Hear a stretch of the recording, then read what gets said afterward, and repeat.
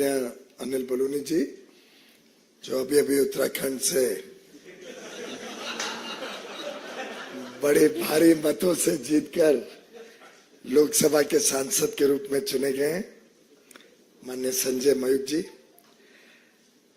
आज राहुल गांधी जी ने एक प्रेस वार्ता कर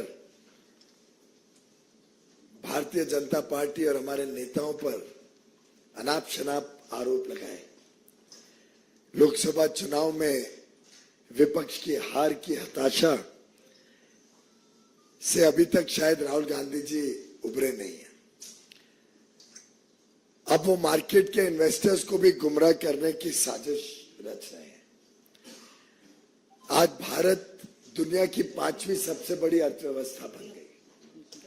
कहा फ्रेजाइल 5 और आज top 5, fastest growing economy in the world. पूरी दुनिया इस बात को आज स्वीकार करती है। प्रधानमंत्री नरेंद्र मोदी जी ने देश को आश्वस्त किया है कि इस टर्म में देश विश्व की तीसरी सबसे बड़ी अर्थव्यवस्था बनने जा रही है। और ये साधारण उपलब्धि नहीं है, पूरा विश्व इसको गहराई से देख रहा है, बड़ी गंभीरता से देख रहा है, समझ रहा है कि ये आगे आने वाले दिनों में प्रधानमंत्री मोदी जी के नेतृत्व में होने जा रहा है। फिर एक बार मोदी सरकार आना निश्चित है और शायद इस बात से राहुल गांधी जी बड़े परेशान नजर आते हैं और अपने बयानों के साथ विदेश और देश के निवेशकों को एक भय के वातावरण में निवेश ना करें, इसके लिए उत्साहित करने की कोशिश कर रहे हैं। हम सब जानते हैं कि इक्विटी मार्केट अलग अलग समय पे चुनाव आ रहे हैं, तो चुनाव के हिसाब से अलग अलग आंकड़े जब रिजर्व बैंक पेश करता है, अलग अलग विकास के आंकड़े जब आते हैं, उसके हिसाब से इक्विटी मार्केट में बदलाव होते रहता है। और ये दुनिया भर में इस प्रकार से इक्विटी मार्केट चलती है। कोई बड़ा इवेंट ना भी हो तो भी इक्विटी मार्केट में उतार चढ़ाव साधारणतः चलते रहते हैं। देखना यह रहता है कि लंबे अरसे में इक्विटी मार्केट में क्या हुआ है। और आप सभी भली भांति जानते हैं, देश के लोग, देश के निवेशक जानते हैं कि पिछले 10 वर्ष के सफलतापूर्वक मोदी सरकार के कार्यकाल में हमारा मार्केट कैप पहली बार $5 ट्रिलियन से अधिक हुआ है। यानी 400 लाख करोड़ रुपए से ज्यादा मार्केट कैप का कीर्तिमान प्रधानमंत्री मोदी जी के कुशल नेतृत्व में भारत ने प्राप्त किया है। और आज भारत का जो इक्विटी मार्केट है, ये पहली बार विश्व की 5 बड़ी अर्थव्यवस्थाओं की जो मार्केट कैप है उसमें से एक भारत बना है। उसमें हम ये भी जानते हैं भली भांति कि पब्लिक सेक्टर अंडरटेकिंग्स जो PSUs लिस्टेड है मार्केट में, उसका भी जो मार्केट कैप है वो लगभग 4 गुना मोदी सरकार के कार्यकाल में बढ़ा है। एक डेटा पॉइंट आपको देता हूं जिससे मुझे पूरा विश्वास है भारत की जनता भी बड़ा गर्व महसूस करेगी कि आज से 10 वर्ष पहले जब यूपीए की सरकार थी, जिसका नेतृत्व गांधी परिवार करता था, उस कांग्रेस यूपीए की सरकार के समय भारत का मार्केट कैप मात्र 67 लाख करोड़ था। ओनली 67 लाख करोड़ का मार्केट कैप मई 2014 में विरासत के रूप में मोदी जी को मिला। आज वो बढ़कर 6 जून यानी आज के दिन बढ़कर 415 लाख 415 लाख करोड़ भारत का मार्केट कैप है। आप सब अनुमान लगा सकते हैं कि ये जो बढ़त 348 लाख करोड़ की बढ़त हुई है 10 वर्ष में, ये जो पिछले 60-65 वर्षों में कुल मार्केट कैप था उससे 5 गुना से ज्यादा बढ़त सिर्फ मोदी सरकार के समय देश ने अनुभव किया है। 67 lakh crores in May 14, increase of 348 lakh crores in 10 years, and today the market cap is 415 lakh crores. ये वास्तविकता हम सबके सामने। अब इसमें गौर करने की बात है कि इसका सबसे बड़ा लाभ किसको हुआ, और ये हम सब के लिए गर्व की बात है कि भारतीय निवेशक और उसमें भी हमारे रिटेल इन्वेस्टर्स, खुदरा निवेश जो करते हैं, उनको आज इसका सबसे बड़ा लाभ हुआ है। आज वो सिर्फ बाईस्टैंडर के रूप में मार्केट बढ़ रही है दूर से नहीं देखते, आज वो मार्केट में पार्टिसिपेट करते हैं, आज वो निवेश करके उसका लाभ सीधा लेते हैं। और उसके आंकड़े भी मैं आपके समक्ष रखता हूं। जो फॉरेनर्स की होल्डिंग यूपीए के समय होती थी एफपीआई के माध्यम से, फॉरेन पोर्टफोलियो इन्वेस्टर्स जो निवेश करते थे और उनकी जो परसेंटेज होल्डिंग थी यूपीए के समय वो 21% थी, और वो घटकर आज 16% हो गई है। यानी फॉरेनर्स की इन्वेस्टमेंट कम हुई है और भारतीय निवेशकों की मालकियत भारत की स्टॉक मार्केट में 79% से बढ़कर आज 84% हो गई। 84% आज भारतीय निवेशक मार्केट में भारतीय मालकियत के साथ खड़े हैं। जो म्यूचुअल फंड इंडस्ट्री है जिसके माध्यम से हम में से कई, खासतौर पे छोटे निवेशक अपना पैसा मार्केट में लगाते हैं, म्यूचुअल फंड इंडस्ट्री का साइज 2014 में मात्र 10 लाख करोड़ था। आज वो बढ़कर 5 गुना से भी अधिक हो गया है। 56 लाख करोड़ रुपया म्यूचुअल फंड के माध्यम से भारतीय निवेशक, विशेषकर छोटे निवेशक, आज मार्केट में ये बढ़ती हुई मार्केट का लाभ ले रहे हैं। और ये छोटे खुदरा निवेशक, रिटेल इन्वेस्टर्स ने ये सुनिश्चित किया कि भारत की जो आज की मलकियत है वो आज फॉरेन इंस्टीट्यूशनल इन्वेस्टर्स की मलकियत से भी ज्यादा हो गई है। मित्रों, आज भारत के हर पिन कोड में, देश के कोने कोने में आज इक्विटी मार्केट में इन्वेस्टर्स आ गए हैं और उसका लाभ आज देश के कोने कोने में निवेशक ले रहे हैं। जब भारत वैल्यू क्रिएट कर रहे हैं, जब भारत की ग्रोथ स्टोरी, भारत की विकास के कारण मार्केट में वैल्यू क्रिएट हो रही है, उसका लाभ देश के कोने कोने में निवेशक ले रहे हैं। करोड़ों निवेशक आज इक्विटी मार्केट में या तो सीधा डायरेक्टली या म्यूचुअल फंड के माध्यम से या एम्प्लॉइज प्रोविडेंट फंड के माध्यम से या एनपीएस पेंशन फंड्स के माध्यम से या इंश्योरेंस प्रोडक्ट्स के माध्यम से, ये अन्य तरीकों से आज भारत के छोटे निवेशक इस बढ़ती हुई मार्केट का लाभ उठा रहे हैं। और दुनिया में आज भारत की जो मार्केट है, इक्विटी मार्केट है, इसको पूरे विश्व में आज इज्जत भी है, स्वाभिमान भी है। इसको बड़ा वेल रेगुलेटेड मार्केट माना जाता है।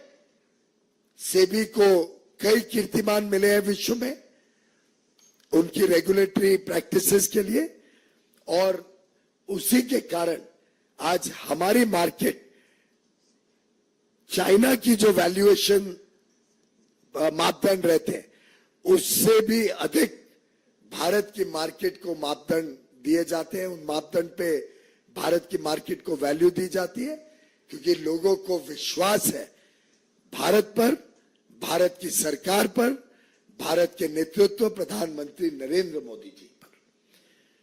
और ये तभी हो पाया जब एक बड़ा मैच्योर्ड, समझदार और समझदारी से निवेश करने वाला छोटा खुदरा निवेशक मार्केट में बड़े पैमाने पे आए। और देखिए मजेदार बात कि गत दिनों में 4-5 दिनों में भारत के निवेशकों ने कैसे विदेशी निवेशकों से भी ज्यादा समझदारी बरती और उसका मार्केट का लाभ लिया। आप अगर देखें तो अप्रैल और मई में जब मार्केट बढ़ रही थी तब फॉरेनर्स ने मार्केट में बेचा और भारतीय निवेशकों ने उसका लाभ लेके उसको खरीदकर ये जो बढ़त हुई है गत 2 महीनों में उसका लाभ भारतीय निवेशकों को मिला। भारत के निवेशक चाहे वो खुदरा निवेशक हो या डोमेस्टिक इंस्टीट्यूशनल इन्वेस्टर्स हो, जिसका फायदा भी सीधा भारतीय निवेशकों को मिलता है। अगर हम गत 3 दिनों की बात देखें तो जिस दिन एग्जिट पोल अनाउंस हुआ उस दिन भी फॉरेनर्स ने बेचा। जब एग्जिट पोल अनाउंस हुआ उस दिन भी जिस दिन एग्जिट पोल अनाउंस हुआ फॉरेनर्स जो पहले बेच रहे थे उन्होंने खरीदा 6,850 करोड़ रुपए का शेयर्स फॉरेनर्स ने बेची एग्जिट पोल के दिन जब मार्केट हाई थी। तो भारत के निवेशकों ने उसमें एक प्रकार से माफ करिए मैं जरा ठीक कर लूं, जिस दिन एग्जिट पोल आया फॉरेनर्स ने खरीदा महंगे दामों पर और भारत के निवेशकों ने महंगे दामों पर बेच के लाभ लिया। 6,850 करोड़ रिटेल में फॉरेनर्स ने खरीदा महंगे दामों पर और भारत के निवेशकों ने उसका लाभ लिया। अगले दिन जब रिजल्ट आए 4 तारीख को, उसके 2 दिन बाद 4 तारीख को जब मार्केट गिरी उस दिन फॉरेन इन्वेस्टर्स ने बेचा, कम दाम पर बेचा और भारत के निवेशकों ने उसको खरीदा इस विश्वास के साथ कि मोदी सरकार आ रही है, हम इसका लाभ लेंगे।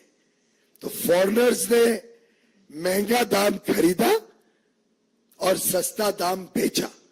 भारतीय निवेशकों ने महंगा दाम बेचा और सस्ता दाम खरीदा। तो एक प्रकार से भारतीय निवेशकों ने इस अंतराल में भी कमाई करी, किसी का नुकसान नहीं हुआ। और ये जो बात 30 लाख करोड़ की करते हैं राहुल गांधी जी, मुझे ध्यान आ गया कि क्यों देश की जनता का राहुल गांधी जी पर जरा भी विश्वास नहीं, क्योंकि वो ये भी नहीं समझते कि ये तो वैल्यूएशन है। वैल्यूएशन से मतलब नहीं है, जो खरीद और बेच होती है उसी का मतलब होता है। और उसमें फॉरेनर्स ने नुकसान पाया, भारत के निवेशकों ने लाभ लिया है। तो रिटेल इन्वेस्टर्स भारत के इस दौरान भी लाभ लिया और फिर आज के दिन मार्केट फिर एक बार जो 3-4 दिन पहले थी उस मार्केट पे फिर एक बार पहुंच गई, जब स्पष्ट हो गया कि मोदी सरकार आ रही है, मोदी जी प्रधानमंत्री बनने जा रहे हैं। तो मित्रों, 10 साल के मोदी सरकार के सफल काम की वजह से मार्केट में जो हमारे भारतीय निवेशकों ने लाभ लिया, ये बड़ा स्पष्ट है। इस दौरान भी जो मार्केट में उतार चढ़ाव हुआ, इसका भी लाभ भारतीय निवेशकों ने लिया। और मैं समझता हूं यही विश्वास दुनिया का भी भारत के ऊपर है, मोदी जी के ऊपर है। फिर एक बार मोदी सरकार आएगी और पूरे कि भारत की अर्थव्यवस्था तेजी से आगे बढ़ेगी। अब देखने को मिल रहा है कि अब फिर एक बार भारत की स्टॉक मार्केट भी ठीक है, इस अंतराल में भी भारतीय निवेशकों ने लाभ लिया है और मैं समझता हूं आज बड़ा प्रश्न जो लोगों के सामने है तो ये खड़ा हो रहा है कि जो जो वादे राहुल गांधी जी ने किए थे उसका क्या होगा। आज हम देख रहे हैं कि कई जगहों पर हमारी बहनें, हमारी महिलाएं कांग्रेस के कार्यालय के बाहर खड़ी हैं। कर्नाटक, तेलंगाना, हिमाचल की सरकारों से पूछ रही हैं कि वो जो 1 लाख रुपए प्रति महिला को देने का वादा राहुल गांधी जी ने किया था, अब वो उसको पूरा करे।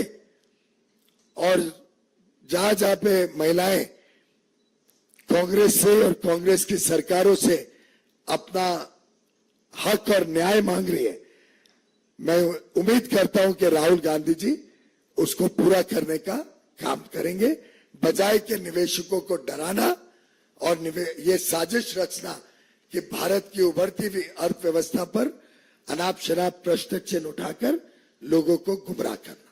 बहुत बहुत धन्यवाद।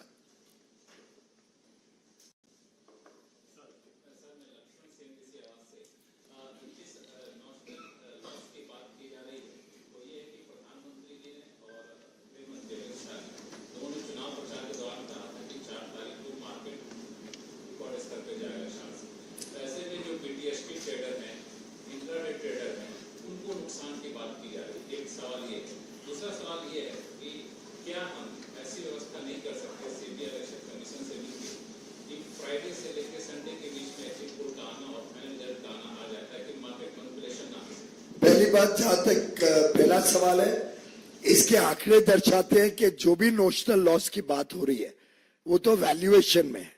और जहां तक ट्रेडिंग का सवाल है, ट्रेडिंग में भारतीय निवेशक तो ज्यादा स्मार्ट निकले और उन्होंने वो लॉस नहीं किया।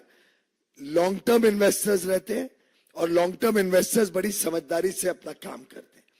हर एक पार्टी दावा करती है कि हम जीतने वाली हैं, हमने भी दावा किया और हम उसमें खरे उतरे और हमारी सरकार आने जा रही है।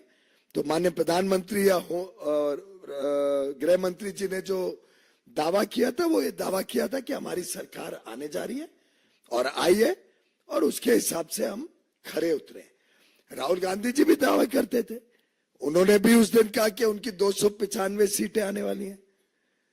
तो दावा दोनों पक्षों से हुआ था और मैं समझता हूं कि राहुल गांधी जी ने चिंता करनी चाहिए कि जब आंकड़े आ रहे थे और उनको ज्यादा सीटें थोड़ी मिली अनुमान से, तो अगर मार्केट गिरी तो ये दर्शाती है कि दुनिया और देश के निवेशकों का कितना डर था कि राहुल गांधी जी की वोटें बढ़ रही हैं या सीटें बढ़ रही हैं।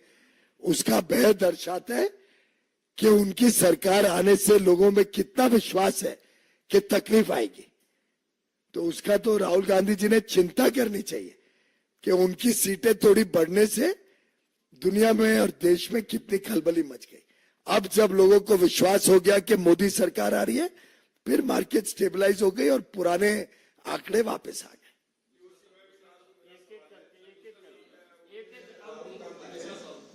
राहुल गांधी ने ये कहा है कि ये सबसे बड़ा अब तक का स्कैम है और उन्होंने जेपीसी की मांग करता है। वो तो कई सारी बातें उन्होंने कई बार कही हैं जो बेबुनियाद रहती है और मैंने अभी आंकड़ों के साथ आपको बताया कि ना तो कोई उस प्रकार का लॉस है और स्टॉक मार्केट इंट्रिंसिकली उसका स्वरूप ही ऐसा है कि उसमें उतार चढ़ाव स्वाभाविक रूप से होता है और इस उतार चढ़ाव का लाभ भी खुदरा व्यापारी में खुदरा निवेश में भारतीय निवेशकों को ही हुआ है।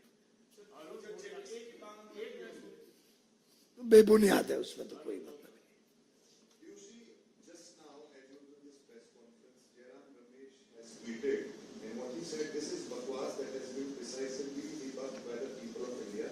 He has not answered the 3 basic questions Rahul Gandhi has asked on behalf of crores of Indian retail investors. I have answered all the questions.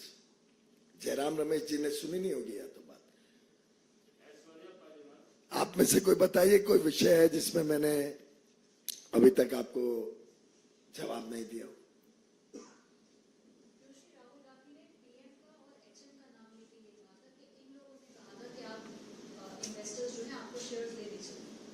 उन्होंने ये दावा लिया था कि भारतीय जनता पार्टी की सरकार, एनडीए की सरकार फिर एक बार आ रही है और हमारा आत्मविश्वास है कि हमारी सरकार ने जो 10 वर्षों में, अभी अभी मैंने आंकड़ों के साथ बताया कि 67 लाख करोड़ से बढ़कर आज मार्केट कैप 415 लाख करोड़ हो गई है। तो निवेशकों ने लाभ लिया ही है हमारे काम का। तो स्वाभाविक है कि अगर हमारी सरकार तीसरी टर्म में आएगी, भारत आज विश्व की सबसे तेज गति से बढ़ने वाली बड़ी अर्थव्यवस्था है, आगे भी रहेगी। हमने ये दावा दिया है और बड़े कॉन्फिडेंस से हम कह रहे हैं कि हम विश्व की तीसरी सबसे बड़ी अर्थव्यवस्था बनेंगे। तो स्वाभाविक है कि निवेशक उसका लाभ लेंगे।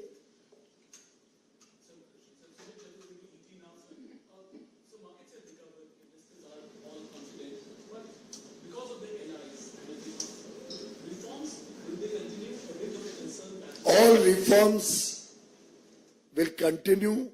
The country is poised for a bright future ahead. We are delighted that our allies are equally progressive, whether all our NDA allies are progressive parties.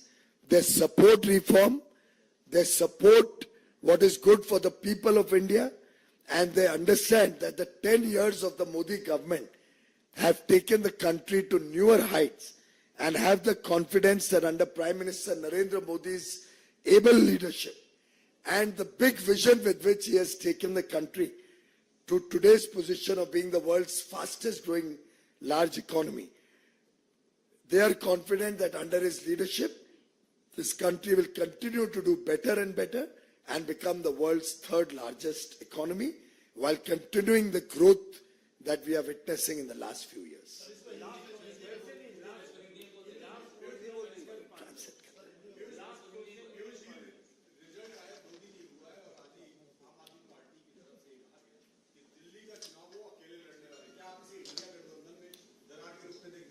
आज का विषय वो नहीं है, लेकिन हमने बहुत पहले से रखा है, अपना स्पष्ट मत रखा है कि इंडिया अलायंस एक मात्र सीट एडजस्टमेंट बन के रह गया। आप देखते हैं कि दिल्ली में एक दूसरे के खिलाफ लड़ते हैं, पर एक दूसरे के साथ लड़ते